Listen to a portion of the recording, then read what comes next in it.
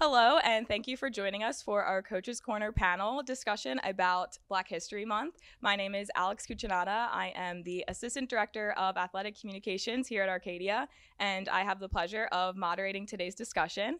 I am joined by an esteemed collection of coaches and staff, including head men's and women's swimming coach, AJ Green, head women's ice hockey coach, Kelsey Koelzer, assistant strength and conditioning coach, Julius Armstead, and head men's and women's tennis coach, AJ Culver.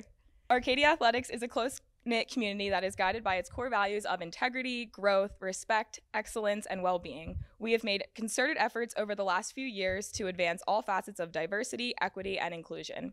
Staff and students alike have undergone a series of intentional training to bring awareness to key issues. We have championed inclusive hiring practices and seen greater diversity in our professional staff. We formed an Athletics Diversity, Equity, and Inclusion Committee to organize and advance the department's work around social justice, anti-racism, and inclusion. That committee is responsible for pulling together today's discussion about Black History Month. I personally am very excited to learn more about our staff's experiences, and as we get started, I will ask targeted questions towards two staff members, but certainly hope that any of you feel comfortable offering insight at any point in time. First, I would like to have all of you offer some of your background, experiences as student athlete, including where you went to school, the sports you played, and some of your coaching background. All right, happy to be here. My name is AJ Green. I'm the head men's and women's swim coach. This is my first season, and I swam at Widener University. I graduated 2019, and again, happy to be here. Hi, everyone. I'm Kelsey Koelzer. I'm the head women's ice hockey coach here at Arcadia.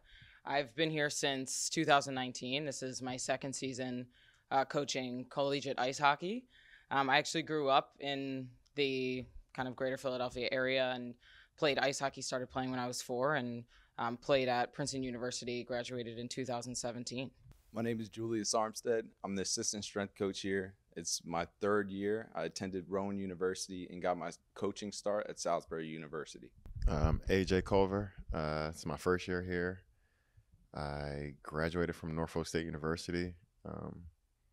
Just a tennis player. So our first question is directed towards Kelsey and Julius, and can you just talk about kind of the importance of Black History Month to you guys? Want to start? Yeah, sure. So I think that we should all start by saying that every single month has Black history in it. And this is just a month that we emphasize specifically our history.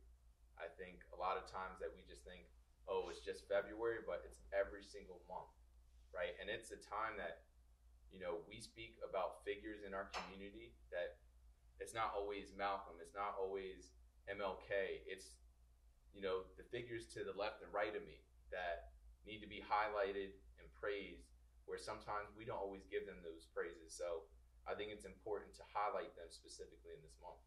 Yeah, I mean, I couldn't agree more. I think what I enjoy so much about Black History Month is just the overall exposure, right? Obviously, amazing things are being done by Black people year round, like you said, but to have, you know, kind of a month that, you know, we're able to highlight, you know, just the stories and the history and educate others and, you know, have that audience that I think is, you know, just able to appreciate all of the amazing things that Black people have done throughout, you know, throughout our history. And I think it's something that has obviously grown in recent years, and society has become more, you know, willing and able and accepting to, you know, really highlight those stories and you know, pay attention to those that, like you said, aren't in the spotlight day in and day out, but have such amazing stories that we all can really learn from and grow from. So for me, I think it's just the overall exposure piece and the education piece.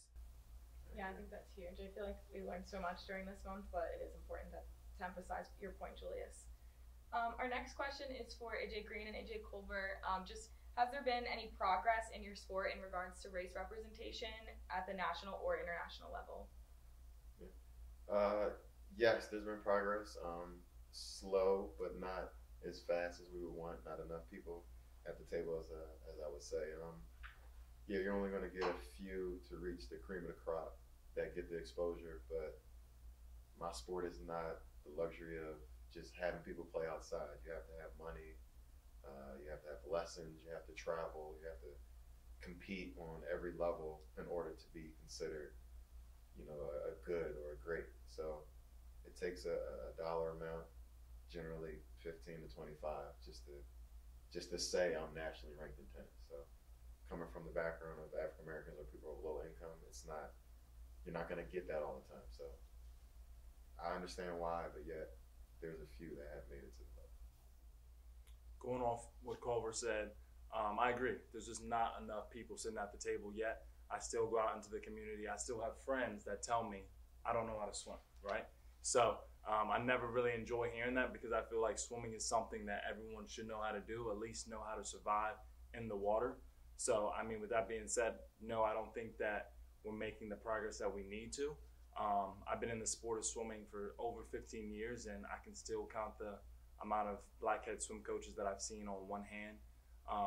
So, again, I think that there is progress being made, but again, when you go out into the community, we're in the Philadelphia area, I do believe that we can do a better job of just outsourcing and having different lessons, and just making sure that swimming is something that you don't have to do competitively, but it is something that you can know how to do. So I think there is a difference, and I think that that's something in the summer and in the coming years, that's something I definitely want to have an impact on. Our next question is for Kelsey and AJ Green. It's just how has your race impacted your experience as an athlete and now as a coach? And have you experienced any incidences of bullying, discrimination, or racism? Yeah, I think obviously race has been, I think, one of the has had probably the biggest impact on my life, especially as an athlete. The sports that we participated in, it was probably absolutely unheard of, right, to have a black person participate in that sport. And for myself, it was a shock enough just to be a girl playing ice hockey, but then to be a black girl playing ice hockey kind of took it to that next level. And so I would say it absolutely shaped who I am, and the things that I had to face before even getting to that collegiate level.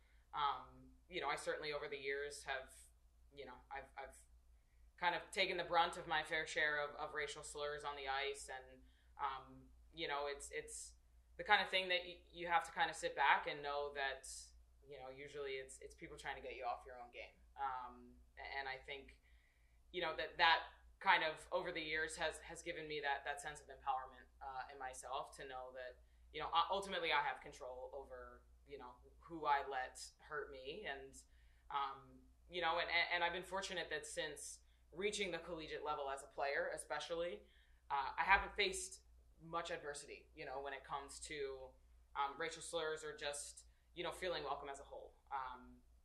But in saying that, obviously there's always that piece of, going out into the community and people being shocked to hear that I play ice hockey, or now that I coach ice hockey. But I think over the years I've learned to kind of adjust and take that as a positive as well, and have some very, positive, just enriching conversations with people who have that initial shock factor of, oh, you coach ice hockey now, and just be able to kind of inform and turn that into a benefit for myself, right? I think it's a story that draws a lot of people in now, as opposed to kind of pushing people away. And I think that's kind of one of the biggest changes that I've seen in ice hockey over, my time kind of coming up through the ranks. Definitely. I would agree with Kelsey. I mean, I take it as a privilege. I kind of think back to about 2 months ago. I had someone ask me, what's it like? What's it like to coach a team that is predominantly white, right? And I had to really think about that question, because I don't go in every single day thinking, oh, I'm coaching a team that's predominantly white. I just go in thinking I'm coaching a team. I'm coaching a swim team. So when I was asked that question, again, I didn't really know how to answer it. But my way of answering it is, again, I come in every day and I treat it like it's a team.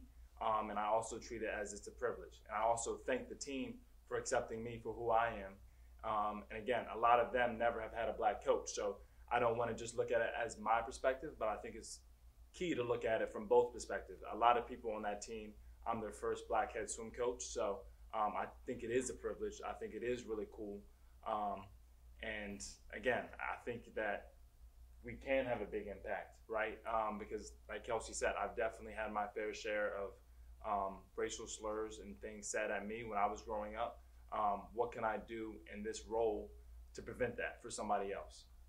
Again, whether it be a white person, whether it be a black person, whether it be whatever race you are, what can I do to prevent that for them and make this an experience that they remember forever? So I know, again, AJ coaching tennis, I would have never imagined.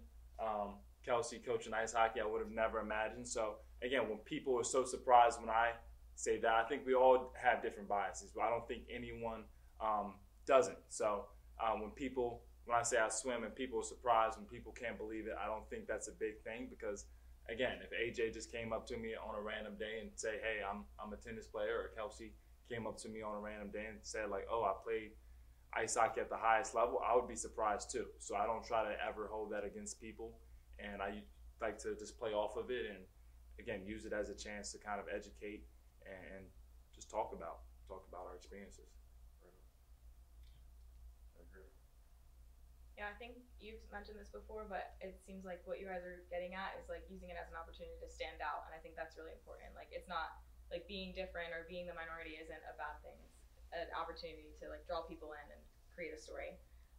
And you kind of touched on this, AJ, but I want to give anyone else an opportunity to answer this. But as a black coach at a predominantly white institution like Arcadia, what impact do you hope to have given your role as a leader? I mean, I've been asked this twice from the DEI representative here about the basketball team, and I'm like, in our culture, it's really not. We're not like, hey, help me out. Like, hey, I need help. Most of the time, we got our head down. We're just trying to, do your job and not, expose yourself to be something that, oh, he's negative or he's. Or not be seen as weak. Yeah, almost. like he's weak, and I feel like my mistake or my issue and whatever's going on would reflect on my fellow African American peers. So it's a responsibility factor, and it's like I'm willing to help any and everybody, especially my people or black athletes here, but it's only as much as they want to be helped as well. So I mean, I have an open door policy. I'm open to help and talk, but yes, I'm responsible to not do anything crazy or wrong, but yet I'm still following and being led, by my peers as well. So. Yeah, I think what Culver said is huge, right? It's I think for us we're in such a unique opportunity, right? To be at a predominantly white institution that has 3 head coaches and an assistant strength and conditioning coach who's black, and we have that unique opportunity to just share our experiences and help and be that person that people can reach out to, and I think that is the impact that I hope to have. I'm sure it's similar for all of us, right? We want to have at least just a small glimmer of change, right? And a small part in that change. I think for us as coaches, it can be hard to know, kind of when to step in, when to reach out, when to assert ourselves, especially when it comes to helping other student athletes, right? If I saw a men's basketball player, right, it wouldn't be my instinct to reach out and to necessarily strike up a conversation, but it's just helping people understand that our doors are always open, right? And we've each had our own adversities and our own challenges, and we have a unique perspective to share, and I think that's probably my biggest thing that I hope to kind of have that impact here at Arcadia is just kind of starting those conversations and being open and being honest and helping other student athletes whose shoes that I was in, ultimately not that long ago. So I think it's just a matter of like really sharing our experiences. I think for me too, like even just like when I got hired and seeing like you were here, Kelsey, like it made me feel even more comfortable and like thinking like seeing the impact that you have on your students. It was like inspiring to me as somebody who's like closer in age to the students too. So you're all like doing your job well, and it's awesome to see.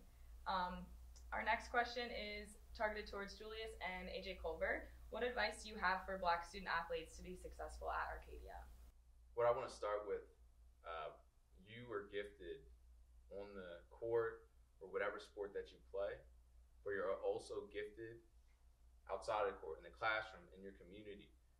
You're talented, you're educated, and you're driven to make an impact on your generation and further.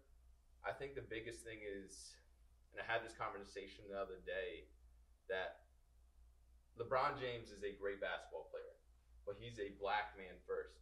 Don't label yourself just your occupation or the sport that you're playing. So I think when you lead with, I am what my culture, I am what my community is, I think that's when we will start to see more and more progress. Just labeling yourself as this specific sport or this specific activity you do kind of closes the door, and people don't want to hear what you say because you're not speaking on that specific thing. So I think not labeling yourself that is important. And I also think it's, let your greatness out. Like, you're great in the classroom. I want you to attack the classroom like you would on your respective sport. So, don't box yourself in. Don't label yourself as just this. You're much more than that.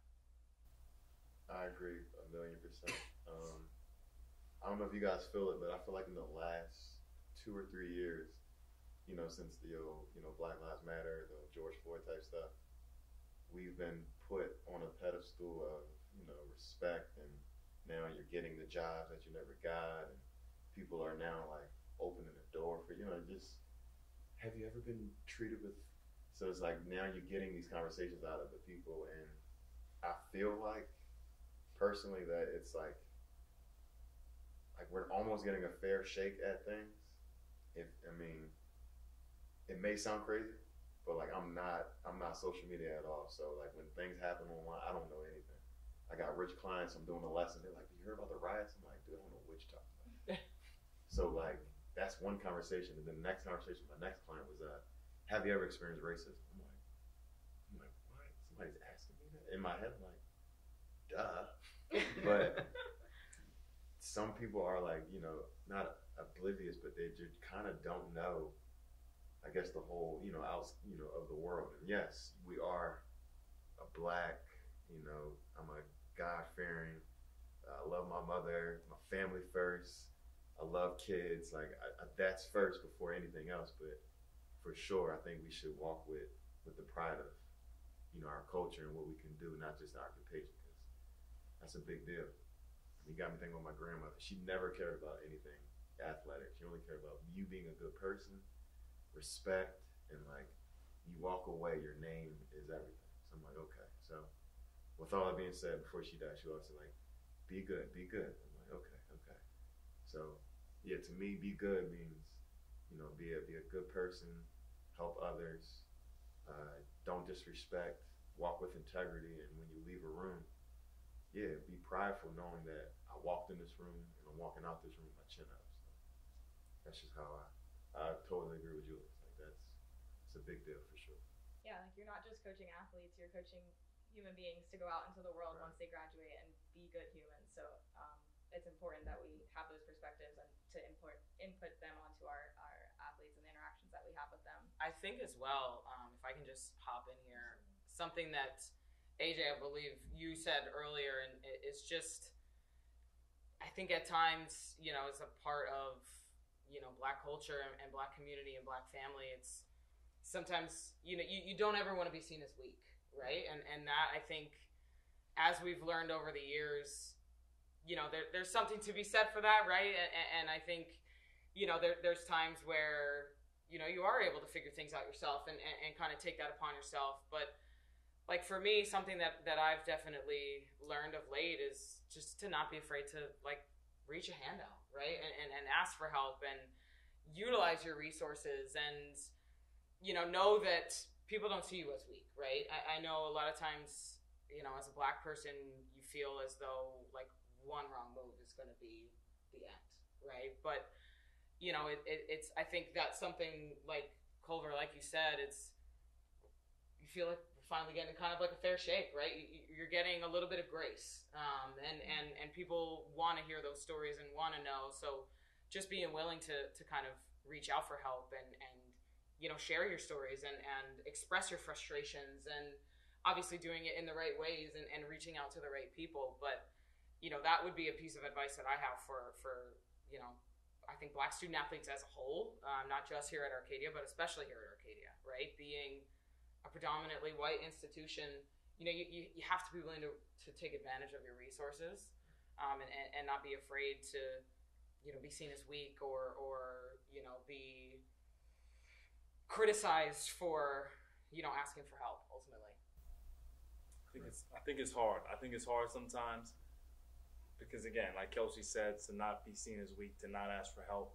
I know, at least for myself, growing up in a household of two parents that were doctors, something that they always told me was, you have to be better than that person. You always have to be better. If you want that fair shake, like Culver was saying, if you want that fair shake, you're going to have to be a step above, right? Whether that means your attitude, whether that means your grades, whether that means how you compete, but you're always going to have to be better. So, and that's the only way that you'll succeed. So, again, it's 2023. My parents obviously grew up in a different time. So, but that still stays with me every time I walk into work, every time I'm on the pool deck, when I competed, now that I'm just on the sidelines. I mean, it still is in my head that I have to be better. My team has to be better, or I have to be better. So, again, I don't want that to be seen as a weakness, but it is something that sticks with me. I'm just curious to know if you all kind of had that growing up as well. 1,000,000%. I can't. I mean, I played tennis, so it's like you're by yourself. If you win, you did good. You lose, you suck. How you carry yourself is supposed to be like an honest sport. I mean, yeah, we talk about racial slurs. I've been cheated millions of times. I'm just like, what do I do? What do I do? My grandfather was my coach, military man. And he used to always tell me, like, you not only represent yourself, but you represent the impression of every Black athlete that walks on the tennis court. So I could not celebrate. I couldn't get angry. They were like, you're so stoic. I'm like, yeah, but I'm damn near emotionless now because I don't have my swagger. I mean, I can't shoulder slump. So yeah, I feel that. It's a huge thing. What you got, Julius? Well, I just think it's like one of those things where you're almost nervous to express yourself in any means, right? Like, if you do have, you're walking around, whatever, oh, he's cocky. Right. Oh, if he's like, I don't know, maybe like expecting a certain expectation from their team. Oh, he's just an angry Black man. So it's like, we look at that and you're like, all right, well, damn, I have to be in the middle, kind of be silent, be quiet, but still like try to get the job done where I'm not painted in this specific light. So I think it's challenging, not showing emotions where like you might see your counterparts being able to show emotion, but you know that if you do show it, you might have to do, like, it's a step back. Like, you can't show it to the full extent that you may want to show it. And then you're always thinking about your image. Like, regardless, like,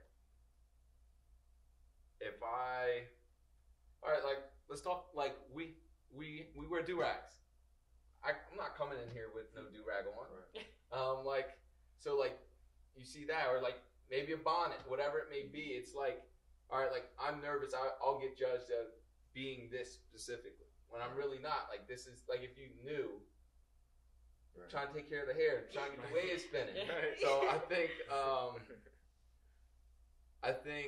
and it's one of those things that education would help other cultures understand, like, hey, this is why we do what we do.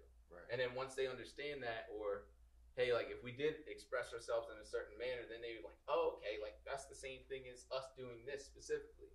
This is the same thing as maybe they're wearing a bandana on their head for their hair, or a headband. Same concept. We're just doing it in a different manner based off of our cultural experiences. Right. Mm-hmm. Yeah. I mean, I think it's interesting. I have a unique perspective, just having grown up primarily raised by a white family, right? Being mixed race, being raised more like predominantly by my mom and my mom's side of my family.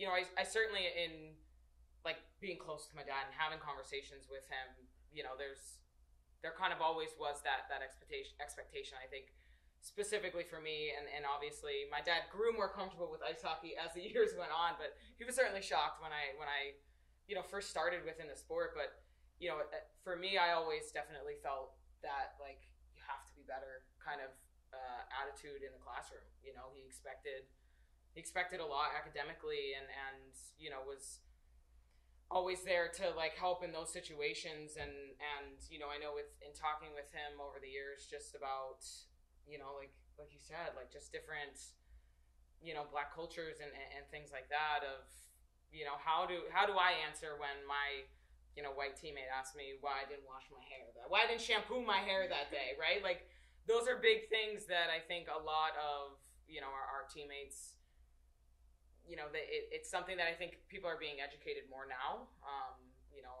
I know the word microaggressions has been thrown around a lot in the last like 3 years, but I feel like it's the same, it's along the same lines of what Julius was talking about of, just educating people on, the cultural aspect. I think ultimately that's, like you said earlier, like that's a huge benefit of Black History Month is, so that Black people can better express themselves, right, on the court, on the ice, on the field, on the pool deck, different things like that. I think, there definitely is that pressure of like just being what other people think you need to be,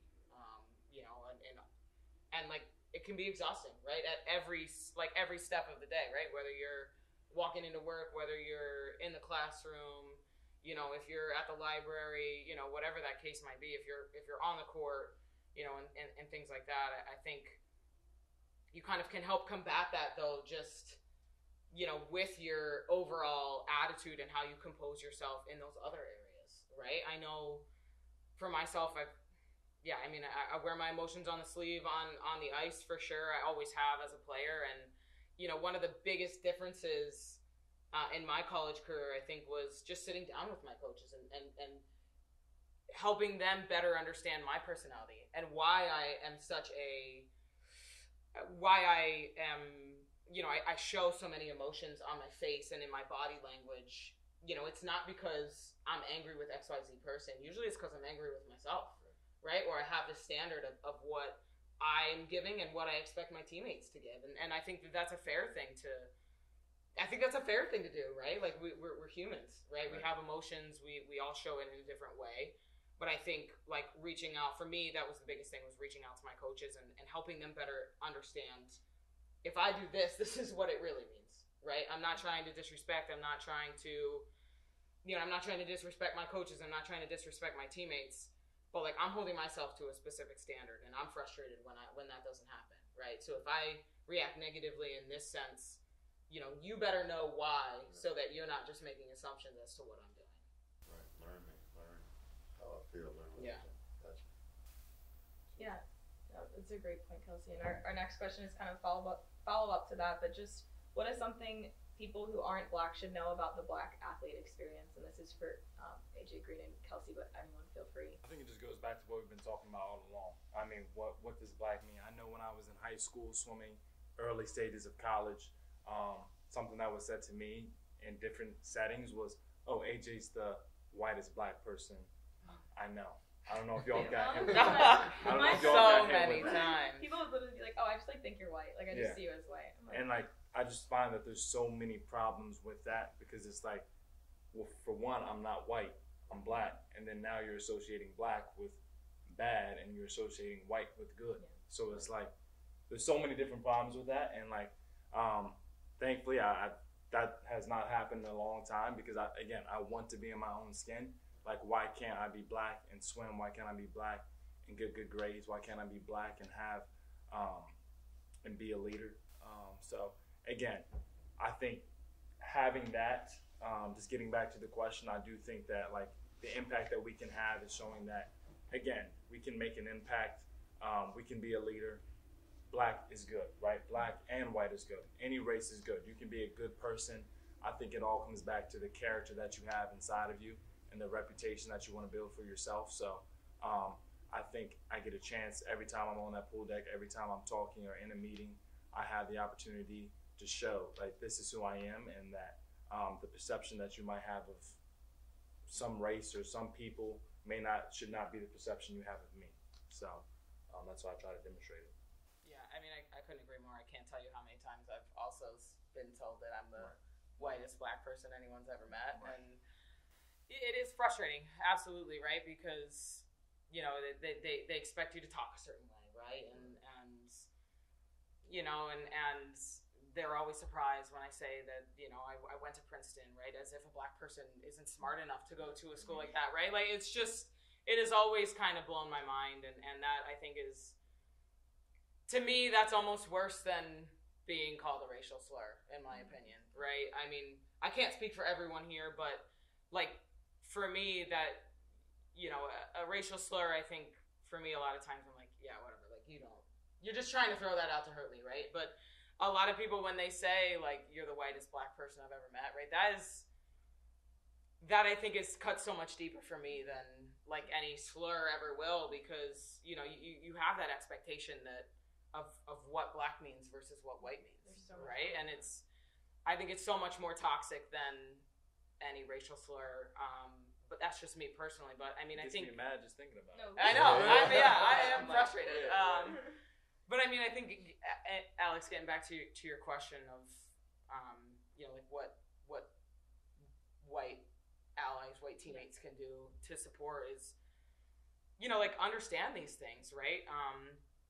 I think it's understanding how much adversity and what your black teammates have had to go through just to even get to this level, right? It's so much more than, it was likely so much harder for them to even get to this level. I know I was a first-generation college student, and even, like, going through the process of applying to colleges was a challenge for me and my family. And, I think there's so much adversity that as a black student athlete, a lot of times you have to go through even to be seen and considered for that next level. And you face so much more scrutiny, in how you conduct yourself and, your performance on the court and on the field, that I just think sometimes our white counterparts don't even understand that, as they consider, even how hard it is to get to that next level.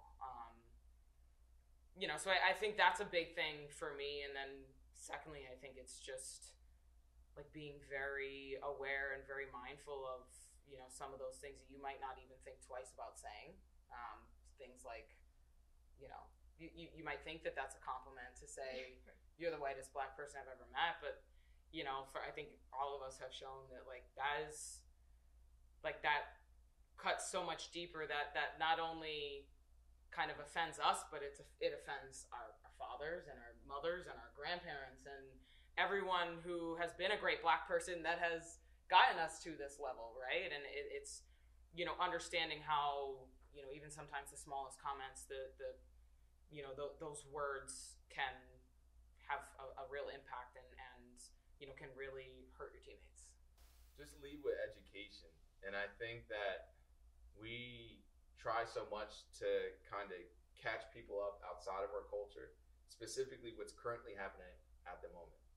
And in reality, it's one of those things where you have to go back in history. You have to go back to get that base knowledge to kind of understand why we are currently in this specific climate. Like, you can't just skip, basic math and just go to calculus. Like, it takes steps, right? So I think that knowing, our prior history, going back, reading some books, speaking to elders about their experiences during those specific times can help open conversations. And then from there, hey, I understand why this person's like this. I understand why during specific situations they get nervous or they don't speak up. Like, hey, this just happened to you. Why don't you speak up? And like, hey, like, look at this thing that happened in the past, this thing that happened in the past, and understand what I'm thinking when I'm put into these certain situations. So I think leading with education, going back and learning that history, and then having a conversation with those friends around you. One, it shows me effort that you actually care. And two, it's okay, like, now you kind of get where I'm going and understand where we are currently as a community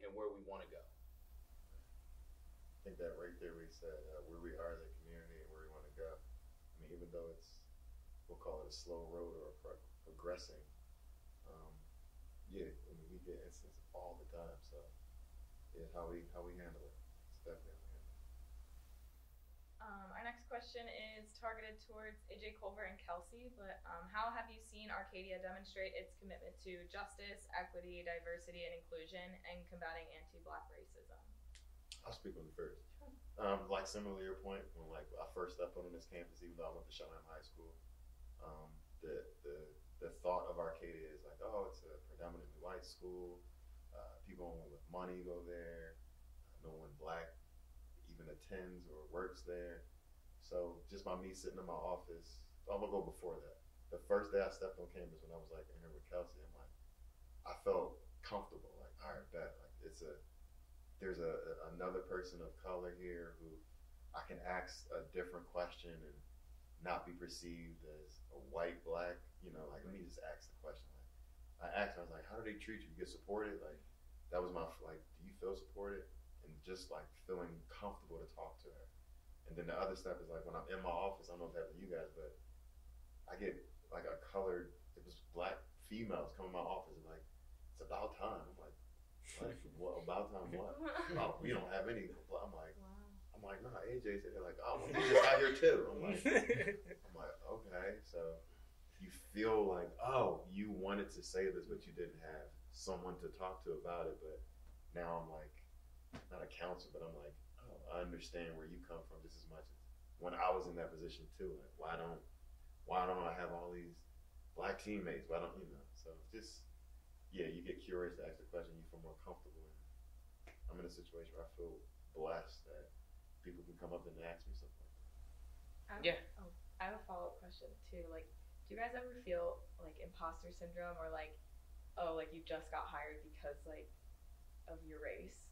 If this camera wasn't on, and I would tell you, like, when I mean like us as a Black people, like the movement of where we are and getting jobs and being at the position where, I mean, like, I'm not saying it's true, but like, let's say he could have already been a director of strength and conditioning at another college, but because they wanted to see him grow in this area first versus another particular person with the same resume, different name, probably gonna be at that position in the first place. And I'm saying that because I remember, and I tell people this story, I remember 3 years ago, I was applying for jobs. I applied for like $150 a month. It doesn't matter how good I was, doesn't matter where I worked, doesn't matter who I knew. It was about who wanted to work with you at the job. Because my mom's like, oh, you're gonna get it. I'm like, I've been at that second interview before. I know what it's like to be there. I know what it's like not even get the interview and like, who got the job? What?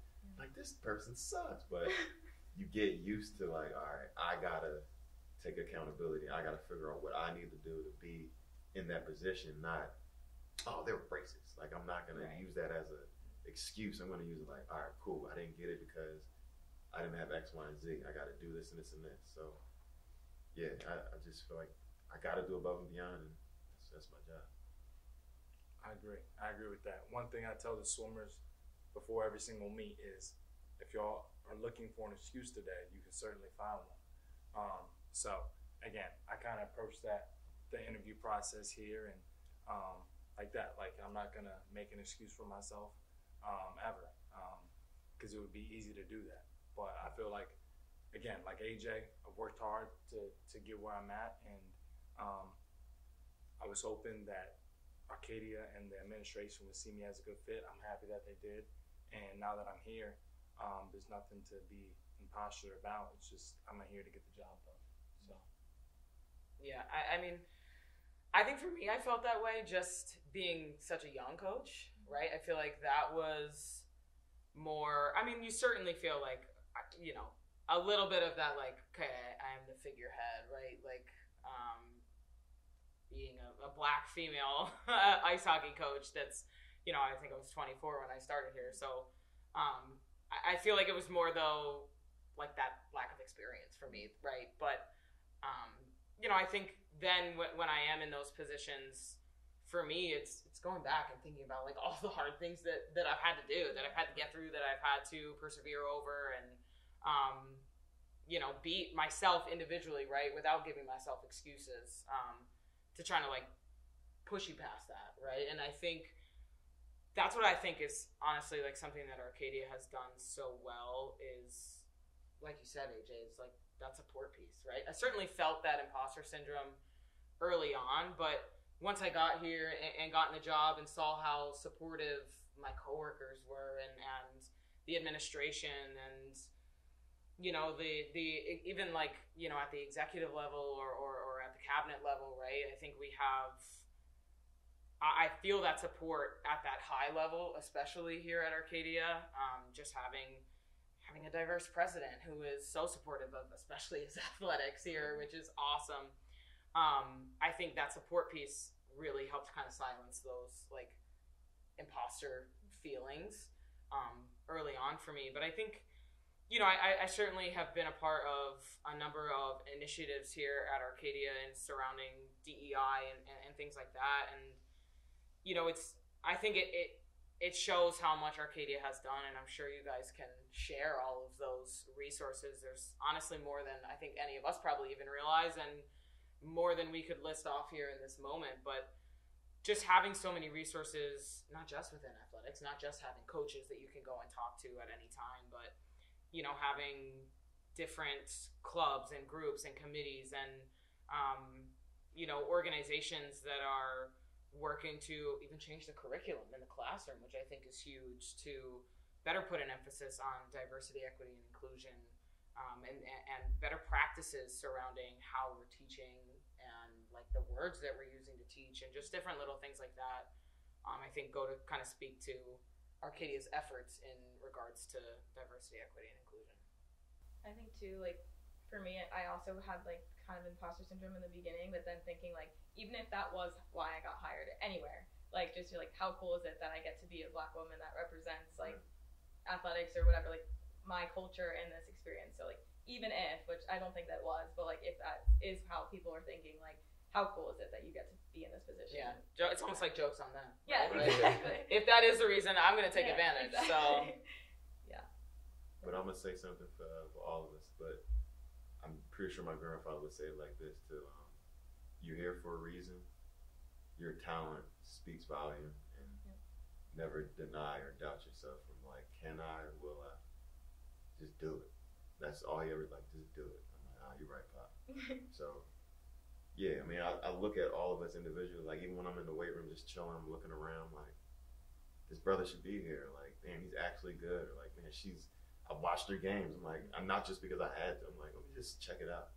I'm like, man, she's legit. All right, and to wrap up our panel here, we have a question that we can all just kind of discuss about, but how do we create an environment that continues to empower Black coaches, staff, and student athletes in sports, and why is that so important? Julie. It's just more and more conversation. Like we're at a point in just in the world in general, like some people are from the suburbs, some people are from the inner cities. So I think it's important, like, hey, like what you experience in the suburbs as an African American is different from what you're experiencing in the inner cities. Having a conversation and seeing how people were brought up, or even like, hey, like just speaking about experiences, I think is huge. Like, I just don't think as myself as just a coach. I'm trying to be like a role model for all the African American students that are on the campus. So when I get to see, basketball players, it might be someone on a volleyball team of people of color, or even like any other sports teams, I think to myself, hey, like, I don't know this person's background. I'm going to figure out what their background is. And then from there, like, hey, how's everything going? Like, what's up? Like, how is your experience, right?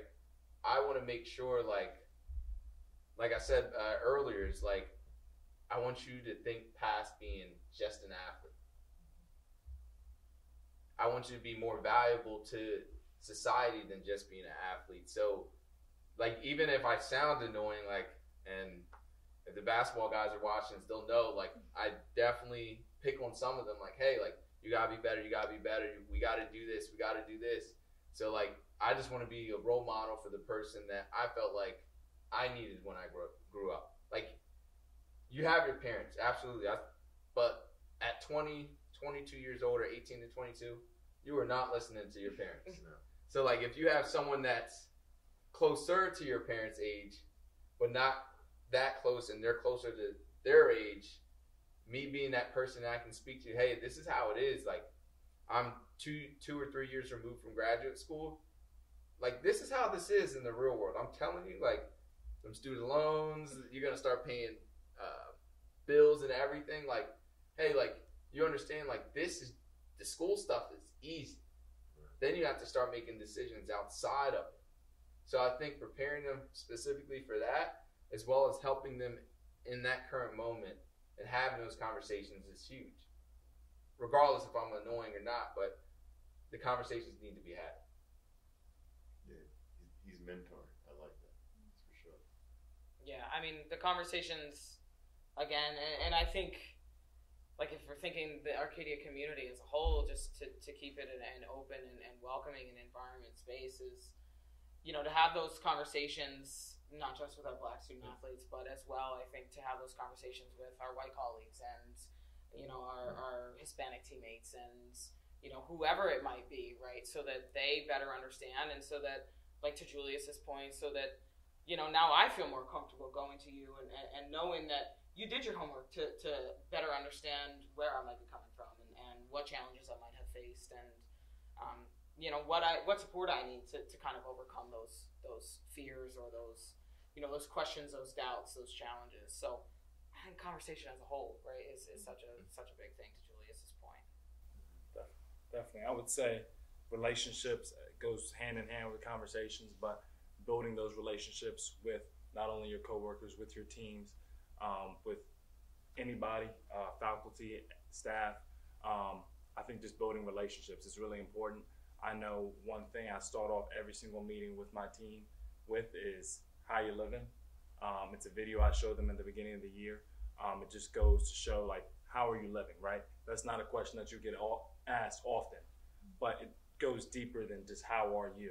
It's how are you living? Like, what are you doing in your life? Life is hard, right? So how are you living? So I think it just is like just those questions that you don't get asked often. But now they started asking me, like, AJ, how you living? And again, it makes me think, like, how am I living, right? If I live in the right way, is there things I can do differently? But I think it really goes back to conversations, relationships, and just making sure that we're talking to each other. Well, that concludes our Coach's Corner panel about Black History Month. I want to extend a special thank you to all four of you for joining us today and offering your insight and perspectives. And on behalf of the entire athletics community, thank you for watching and have a great day.